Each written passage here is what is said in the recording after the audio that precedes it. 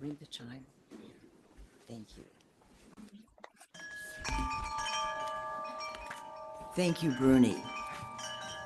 Good morning and welcome to the Unitarian Universalist Congregation of Danbury.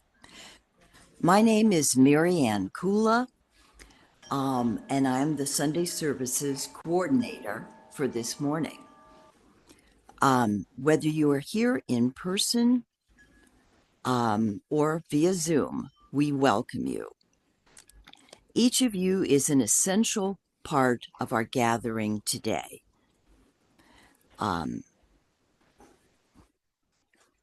We are stronger because you are with us. Together, we create community, the community that we so desperately need as we navigate living in this difficult time. Here at UU Danbury, our beliefs are diverse and inclusive. We have no shared creed, but rather a shared covenant that is expressed through the values of justice, equity, transformation, pluralism, interdependence, and generosity. All these are deeply tied together through love. As a congregation, we have been gathering together for over 200 years. In other words, if you do the math, the 1820s. As we worked to build a more just world, we respectfully acknowledge that our physical building is on unceded land of the Paugussett people. Our roots are deep and yet imperfect.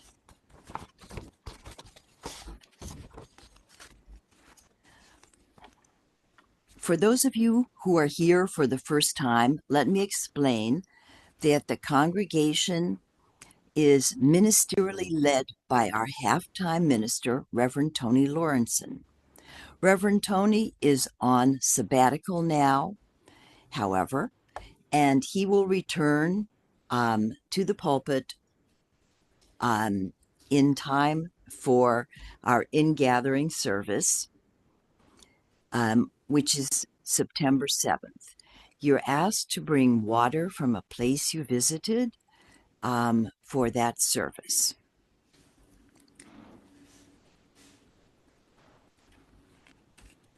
For more information, there's the order of service, and you can check in there. We do have a couple of things that they're all worth mentioning, but in particular, I want to mention there's a UUCD women's gathering, and that is on Thursdays for August 7th and September 4th.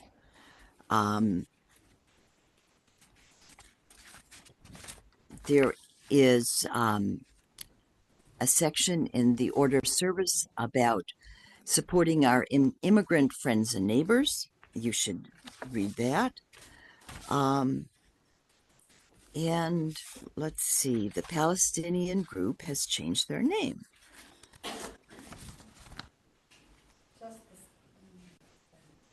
Pardon? Just the study group has changed. Okay. So let's greet our neighbors and friends who are here or visiting us through Zoom.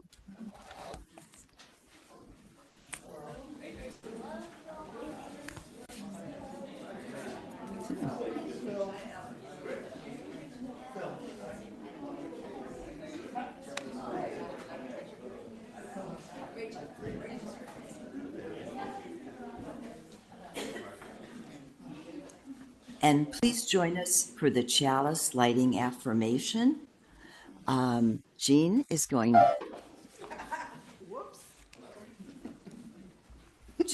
to light our chalice here.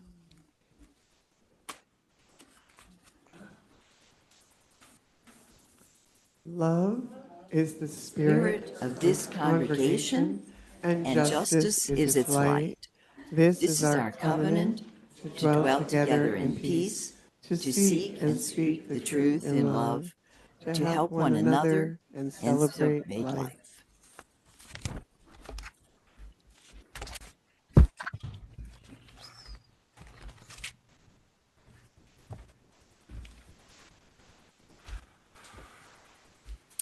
Today's reading is from Braiding Sweetgrass by Robin Wall Kimmerer. All lichens are a mutualistic symbiosis, a combination of an alga and a fungus. They form a partnership in which both members benefit from their association. The fungal-algal symbiosis so blurs the distinction between individual and community that it has attracted a great deal of research attention. And scientists found when they grew them together in the lab, they didn't interact. Nothing happened until they severely constrained the resources that were available. And then the two plants merged into this symbiotic organism that we call lichen. The moral: when times are easy and there's plenty to go around, individual species can go it alone. But when conditions are harsh and life is tenuous, it takes a team sworn to reciprocity to keep life going forward. In a world of scarcity, interconnection and mutual aid become critical for survival. So say the lichens.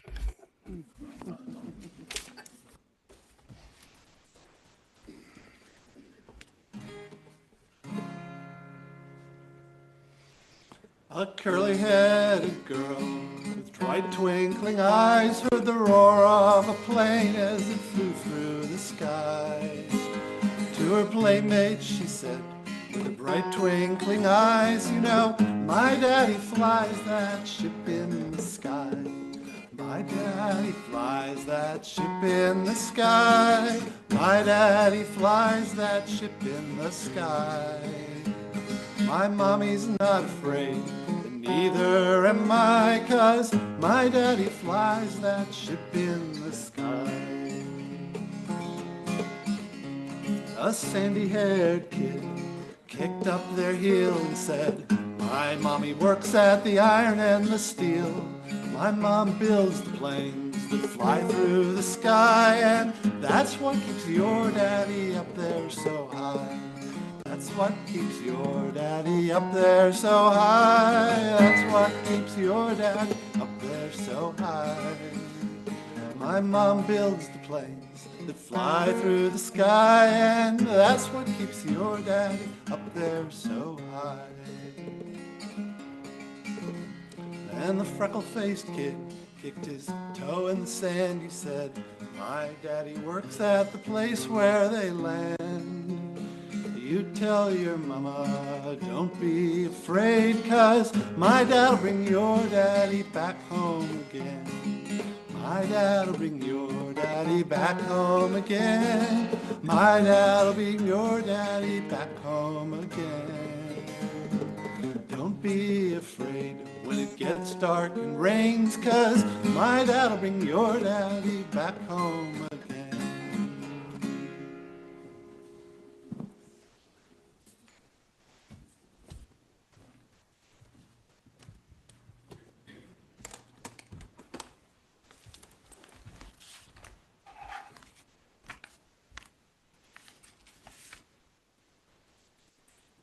Thank you, Keith. That was beautiful.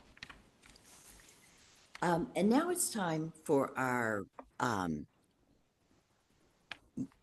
children's affirmations. Are there any children here today who, I guess not.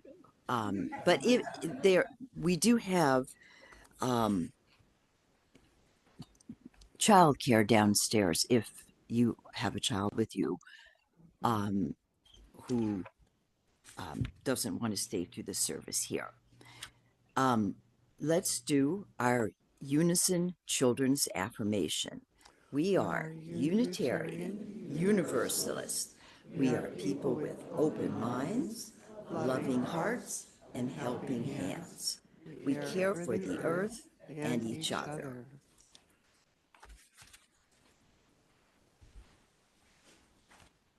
Okay.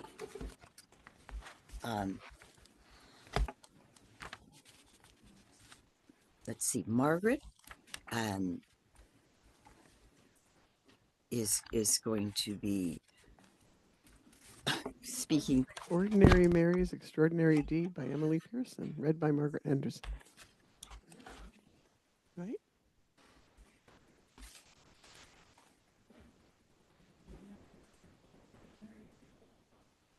We had sound a minute ago. Hang on.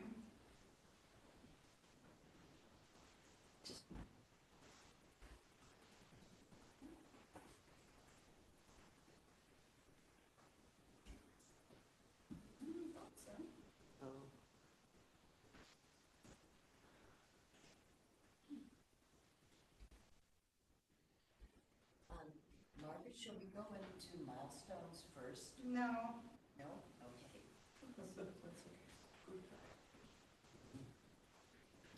Ordinary Mary's Extraordinary Deed by Emily Pearson.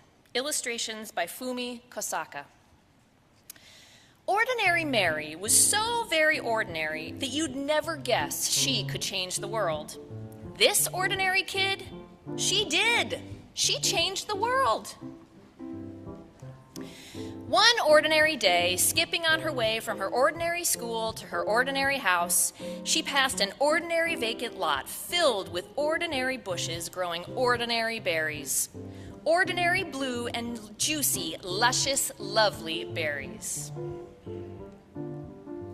Well, Ordinary Mary picked the ordinary berries and brought them in a big brown bowl to Mrs. Bishop's porch. What? Left berries in a big brown bowl on Mrs. Bishop's porch? That sneaky kid, she did. This made Mrs. Bishop very, very happy. So she baked a big batch of blueberry muffins and thought of 5 people who might have brought those beautiful berries, then secretly gave each a plate. How great! 5 people got a plate! One of those 5 was her paperboy, Billy Parker. And when Billy saw his name on a note in the driveway on a plate, he quickly parked his bike and ate every crumb. Oh, yum, yum, yum, he ate every crumb. This made him so glad that the next 5 people got their papers on the porch and not in the bushes where he often threw them. In fact, they were handed right to them. One of those 5 was Mr. Morey, who was so amazed that he smiled for 10 hours on the airplane, then said to 5 different people who had heavy bags, "Here, let me help you." He still smiled, and they did too. One of those 5 was Mario, whose cranky little boy James stopped crying when Mr. Morey played peekaboo with him until their ride came. When he waved goodbye, Mario exclaimed, "How strange that a stranger would be so kind." And the next day when he was out shopping, once, twice, 5 times, he did something nice for 5 different people, 5 times without stopping. One of those 5 was Joseph, old and bent and gray, in front of him in line at the produce stand. When he said, "I guess I counted wrong, I don't really need these oranges," little James reached out to him with an orange from their basket, and Mario put a coin in Joseph's hand and said, "Here, take this. The oranges are on us." As Joseph shuffled to the bus, his heart was full and his eyes were wet, and his hands did helpful things for the next 5 people he met. One of those 5 was Sahar, a college girl who was off to see the world and stopped at Joseph's shop. When her bag broke and her things fell all over the floor, she said, "Oh, what will I do?" Joseph said, "This is for you," and he gave her a new bag woven with his own hands in red and purple and green. "Oh, thank you," she said. "It's the loveliest bag I've ever seen." When Sahar left, she felt sunny as noon, and she just had to shine on 5 people soon. One of those 5 was Sophia, whom she met on a boat, looking like the world might end, looking like someone without a friend. "What beautiful blue eyes you have," Sahar said, "and they're just the color of the flowers in your lovely dress." "Yes?" said Sophia. "Oh, yes," said Sahar. The beautiful blue eyes shed a happy tear, and when the boat trip was through, Sophia called 5 people to make them happy too. Okay, it goes on and on like this. So I'm going to facilitate this for us.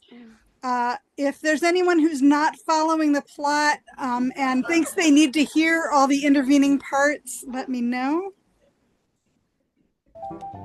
One of those 5 was Tom, her son, the doctor, who was having a very hard day. "Hi," she said. "I love you, Tom." "Well, how great to hear your voice," he sighed. "I always need my mom." Dr. Tom was so cheered up that on his next break, he bought a big bunch of bright balloons for 5 young patients, and he handed them out right then and there. One of those 5 was Peter, a little boy who went home from the hospital that very day. Gratitude for the big bunch of bright balloons filled him and thrilled him and spilled out of him and onto the next 5 people who came his way.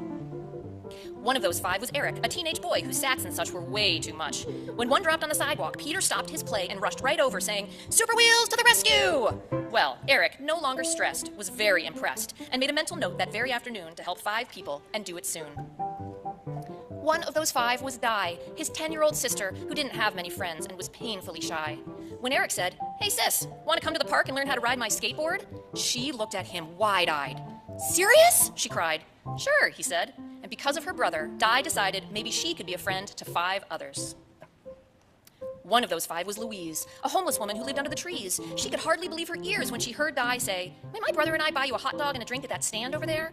Could it be true? Someone actually cared enough to give her food and a smiley-faced ring that was practically new? Louise was so pleased that she decided that even though she had nothing, she would find 5 others and give them something. One of those 5 was Amara, who lost her wallet in the park. Louise found it full of 5s and 10s and 20s. Oh, what she could do with all that money. But she found Amara's name and called her home, and over she came. Amara was so impressed that Louise was honest when money was something she clearly needed that she offered her a job in her store and vowed to do something generous for 5 people or more. One of those 5 was Kate, a woman on vacation who wanted to see a show she'd heard was a sensation. "Oh no," she said, "it's sold out, but I'm going home tomorrow," and her face filled with sorrow. Amara held out her ticket. "I live here," she said. "I can go anytime. Take mine." Kate loved the show and was so touched that she thought buying 5 presents for 5 people back home would really be fun.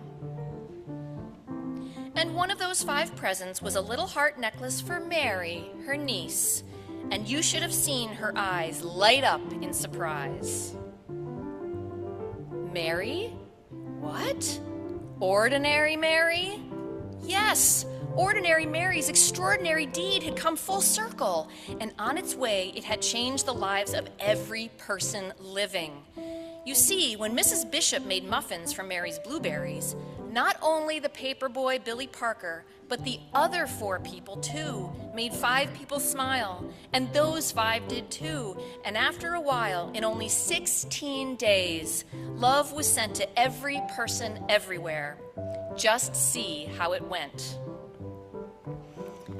1, 5, 25, 125, 625, 3,125, 15,625, 78,125, 390,625, 1,953,125, 9,765,625, 48,828,125, 244,140,625, 1,220,703,125, 6,103,515,625, 30,517,578,125. Whew!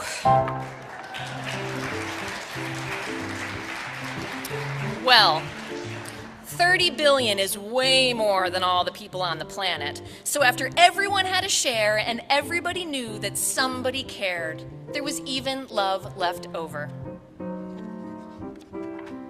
The world was changed, and thousands and millions and billions agreed it was all because one ordinary day, Ordinary Mary did a perfectly ordinary, stunningly earth-shaking, totally extraordinary deed. The end.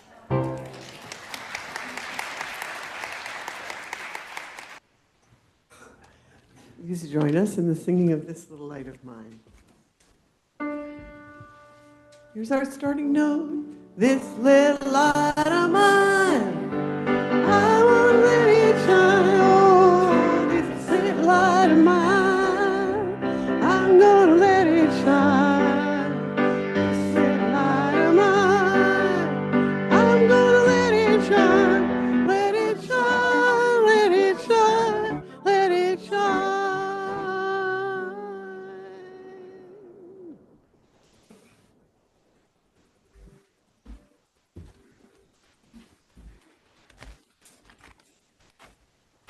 Now is the time in our service when we share the milestones of our lives with one another.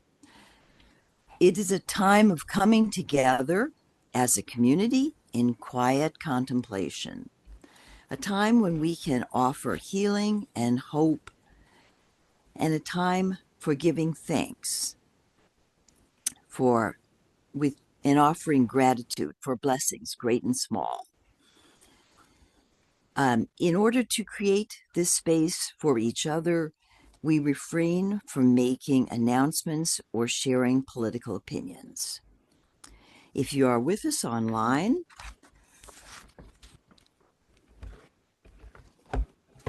excuse me, we do have some people here online. If you wish to be with us online, please write your milestones in the chat if you wish us to share them. We'll begin by sharing silent milestones. From you I receive, to you I give, together we share, and from this we live. From you I receive, to you I give, together we share, and from this we live.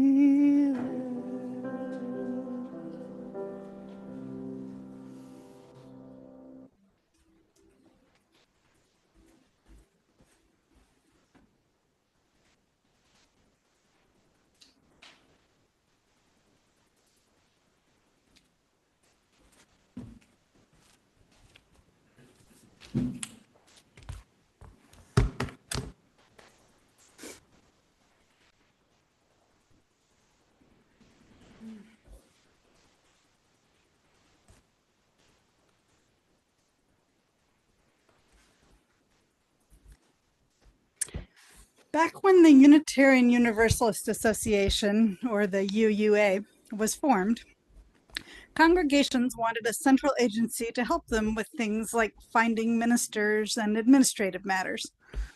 As you know, traditionally, UUs are extremely wary of any control this central agency might exert over individual congregations.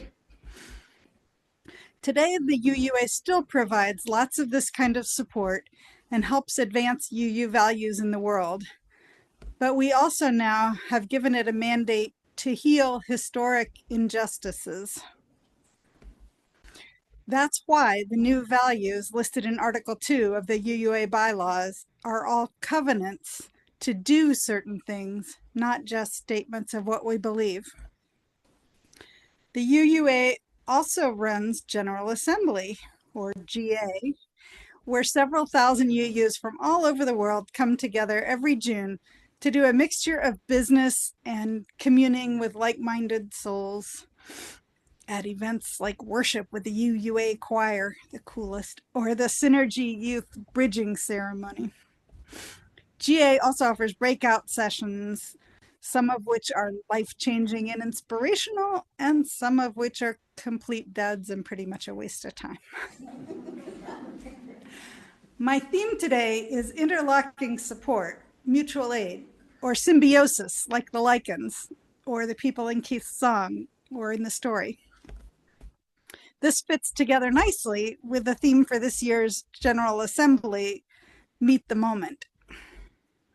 Problems like those of today, this moment, require action if we're going to solve them. Sustained action requires support. And UUCD supplies this spiritual and emotional support to us. And in turn, the UUA supports UUCD. It's almost like an interdependent web. A couple of business items from the conference and a short story about how they handled one of them. We elected new co-moderators for 6-year terms. We voted to adopt 3 actions of immediate witness for the coming year, one on immigrants' rights, one supporting democracy and, quote, faithful defiance of authoritarianism, and one on defending LGBTQ rights around the globe. We also chose a topic for congregational study and action over the next 3 years. This is a national topic. The winning issue in ranked choice voting was abolition, transformation, and faith formation, about replacing our violent penal system with something more intentional.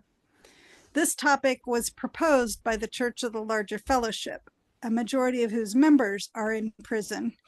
And some of you may remember one of the leaders of the Church of the Larger Fellowship, Reverend Michael Tino, was here last year, and he's coming back again in March.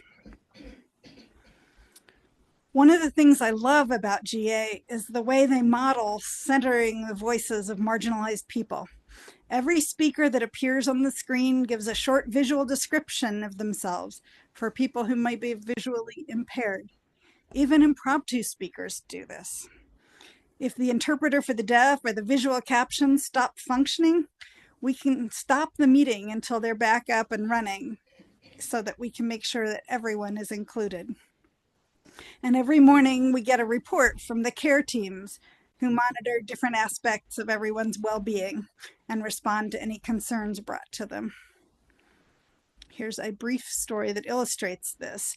This year there were some problems with how the topics, when we were choosing the topic for the congregational study and action issue. When the topics were presented, some people felt they hadn't been heard. This made the result of the subsequent vote suspect. The co-moderators decided to put it to the whole assembly whether to redo the presentation, discussion, and vote, and a large majority voted in favor. So the next day, the proposed issues were presented again, a properly moderated discussion was held, and another vote was taken.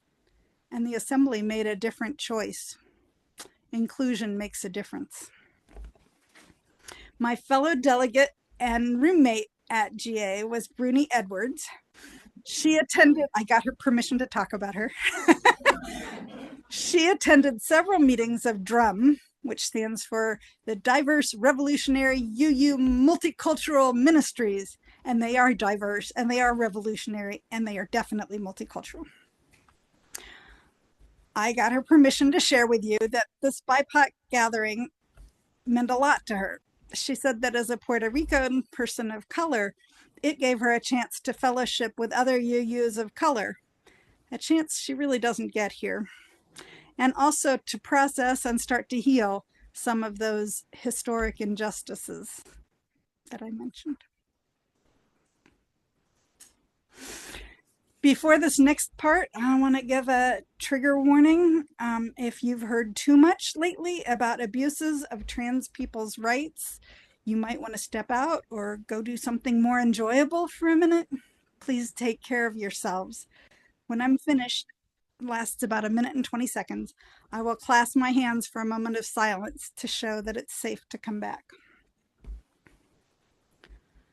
2 years ago, I was at GA in Portland, Oregon, when the Dobbs decision was handed down by the Supreme Court.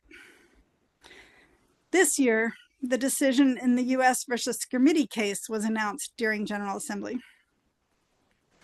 This Supreme Court decision allowed a Tennessee law to stand which bans all gender-affirming care for trans minors, including even puberty blockers, to delay action.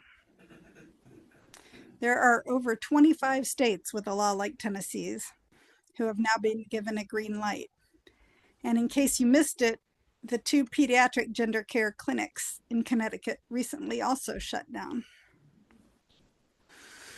At GA, when the Scrimity decision was announced, immediately supportive teams and spaces were created and informational sessions were added to the schedule to help people process the decision. It was a tough day for many who were there, but I'm glad they were at GA in a place where their pain could be shared with others and held by the community.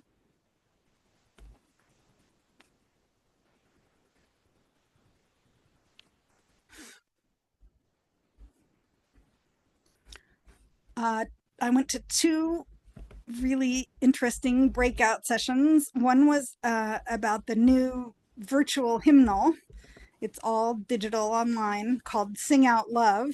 If you're interested in music and choir stuff, you'll probably hear more about that this year. And a lovely session on what they called Messy Church. A congregation in Ohio has done a really great job with their, like our multi-gen services, Church for All Ages. They have a place up front for the kids, but they put theirs right in front. And they've done things like incorporate songs, like they have one leading into milestones that's simple, easy to learn, yet still profound and meaningful to adults, like the one we did for the offering. I just thought they did a really great job, and it was neat to see what some congregations are doing. I couldn't take advantage of many of the breakouts, although a lot of them are available on video. But I couldn't attend many because I was either in the general business sessions, since I was a delegate, or in one of the so-called WAVE cohort groups for the Meet the Moment series of workshops. This was a new format where you could pick one topic and attend a multi-part workshop series with 3 hour-and-a-half sessions spread over 3 consecutive mornings. Took up too much time for one topic. I chose the series called Growing Administrative Confidence, Competence, and Capacity Across Congregations. Since we've had problems in areas like personnel, things like onboarding new staff, tracking benefits, legal expectations that are expected of employers. Like many others, we have a shortage of knowledge, time, and expertise in areas like this. One thing I took away was the suggestion for congregations to work more closely with one another so that each of us doesn't have to reinvent the wheel and then hire our own Wainwright to maintain it. The high point of GA is usually the Where lecture. Every year they bring like a keynote speaker, a visionary change maker. And this year's speaker was Imara Jones. She's a political journalist and transgender activist whose work has won Emmy and Peabody Awards. She's a great example of someone who can transform you, just be transformative by imagining a different society and sharing her view of it. I can't resist showing you a 5-minute clip, partly so you can hear what she has to say, but partly she's just such an amazing person. I thought I'd give you a little bit of a feel for what she's like. Let me share my screen.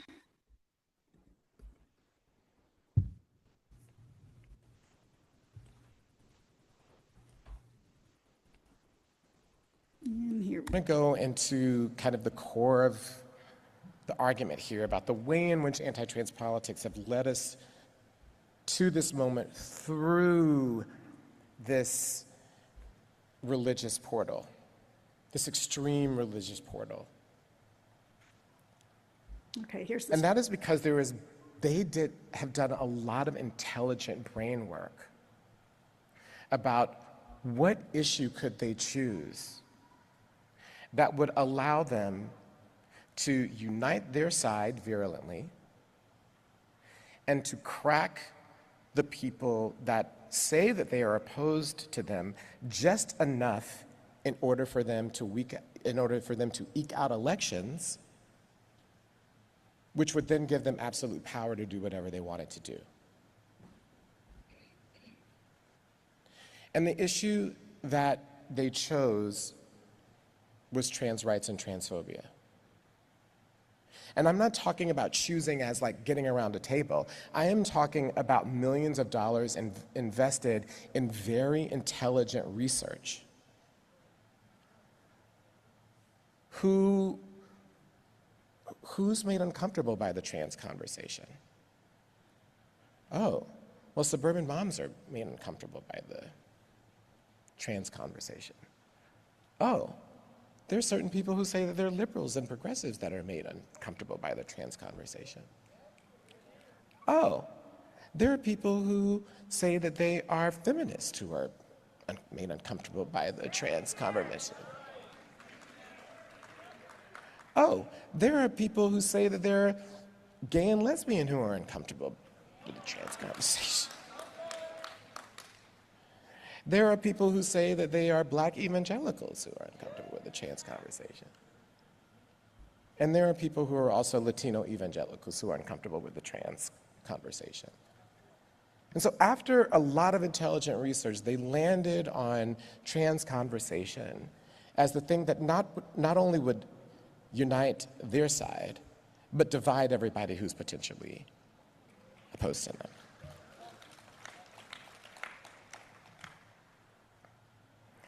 And that shows that this issue was designed for them to win and designed to divide.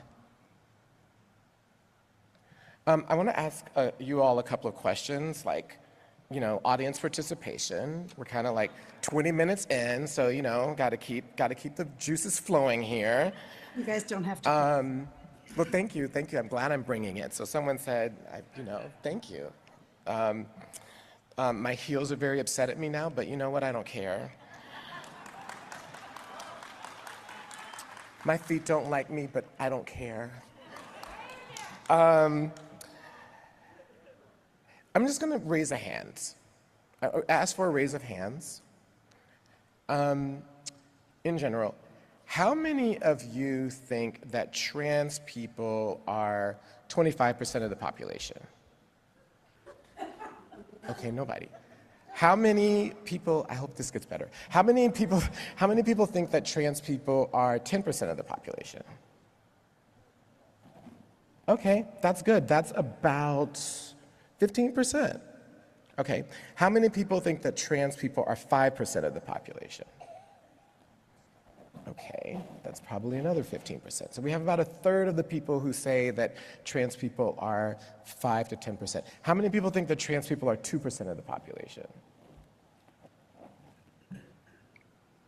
Okay, that's another 15%. Okay, so 45% of you believe that trans people are somewhere between 10% and 2% of the population. Trans people are 1% of the population. And that's on a high counting day.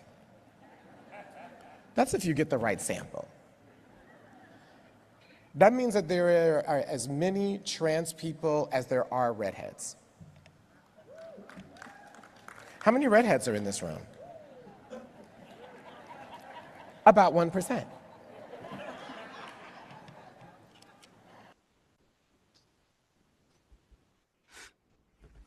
So now you can feel like you've been to GA. Get back to my screen. Okay. Going to GA sustains me. It lets me be part of a huge gathering of progressive-minded UUs.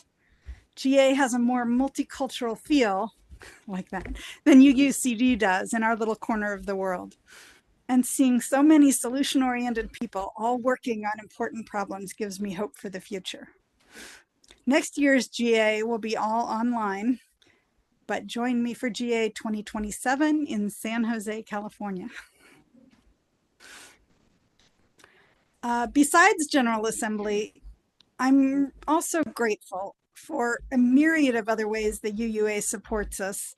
I really want to list all 1,000 of them, but I don't have time. They provide support through their Side with Love agency and other specific social justice groups, resources for family ministry and RE, including youth and emerging adults 18 to 25 years old, as well as the curriculum for OWL, Our Whole Lives Sexuality Education, funds for disaster relief or for projects on faithify.org, and a whole network of advisors and consultants accessible through our regional UUA rep. All these groups keep us connected to other congregations and to the larger world and allow us to draw sustenance from their help and support. I'm almost done. Finally, I want to tell you about 2 other ways outside of the UUA that we at UUCD are leveraging our place in the larger world. One is this chart by Deepa Iyer. Let me get it up for you. There it is.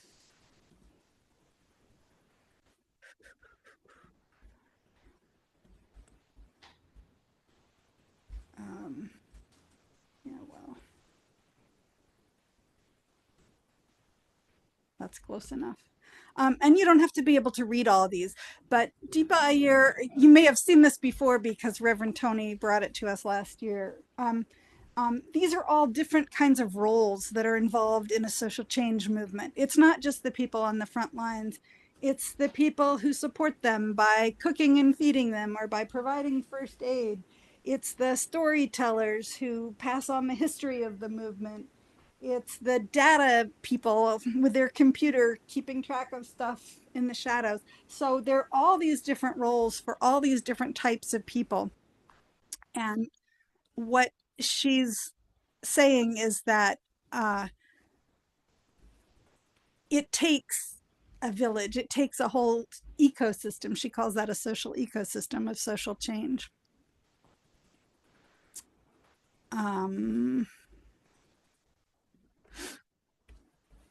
Her book is also the UU read for the upcoming church year. It's called Social Change Now, A Guide for Reflection and Connection. She was at GA, and there's a children's book version of this too. She's not going anywhere. You'll hear more about her, I imagine. The other thing that will help us spread UU values in a big way is Connecticut's new statewide UU social justice ministry. The goal is to take our 17 UU congregations in Connecticut, 17, and 7 of them have fewer than 50 members, so some small ones. The goal is to unite all our social justice efforts on statewide issues. Together, we can focus on UU issues that other organizations might not want to take on. Sierra Marie has been doing informational sessions about this group on Zoom. If you want to find out more, contact me or her. What's exciting to me about this new effort is the plan to select partners who are already doing this work in our state and ask them what they need from us, and then mobilize our people on their behalf. We'll be centering the marginalized folks like that slogan, nothing about us without us. With our 3,000 or so members and friends, the UU congregations in Connecticut are better resourced than many of these marginalized groups, and we can help. Combining our strengths in a common effort just makes sense. There you have it. We're stronger together. Because of the help and support UUCD gets from the UUA, this congregation is here to provide help and support to all of us.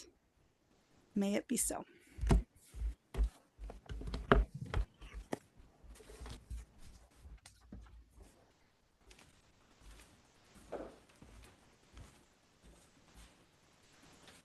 Our song of celebration is We Are by Issei Barnwell, and the melody is a little difficult, so I thought I'd put on my school teacher voice and just play the melody through for you and listen, and then we'll sing, okay? And when we sing, I'll tell you, the middle section, there are 3 screens of words, and the middle one is in italics. If you're confused, that's the hardest part, so just skip that slide and come back in at the end. So here's the first section.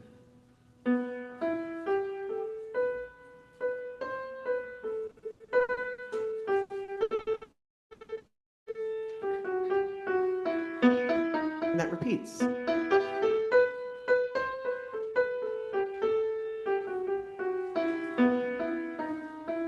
Second section melody is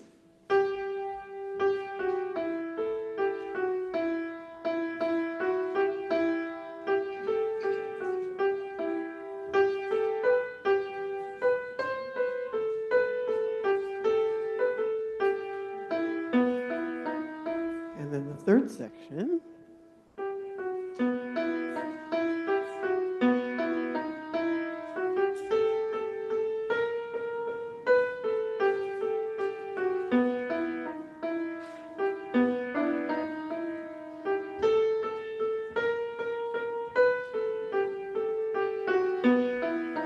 lots of words.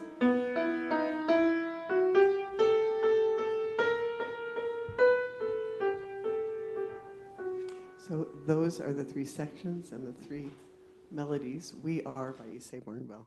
Shall we give it our best shot? What do you think? Okay. For each child that's born, a morning star rises and sings to the universe who we are. For each child that's born, a morning star rises and sings to the universe who we are. We are grandmother's prayers. We are our grandfather's dreaming. We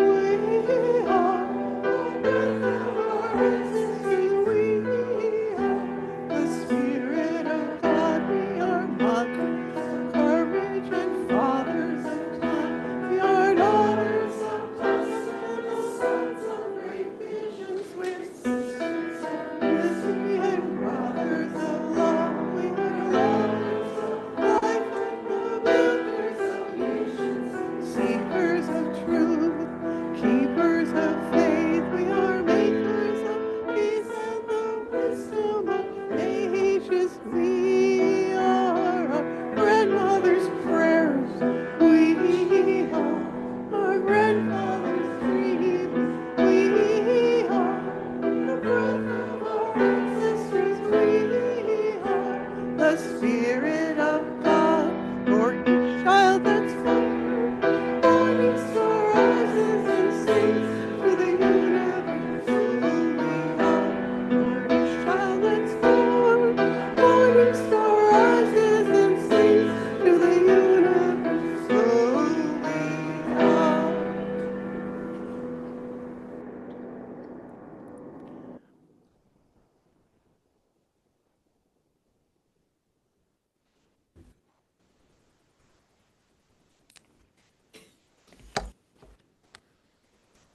Please join me in the words for extinguishing our chalice. We extinguish this flame, but not the light of truth, the warmth of community, or the fire of commitment. These we carry in our hearts, and out into the world until we are together again.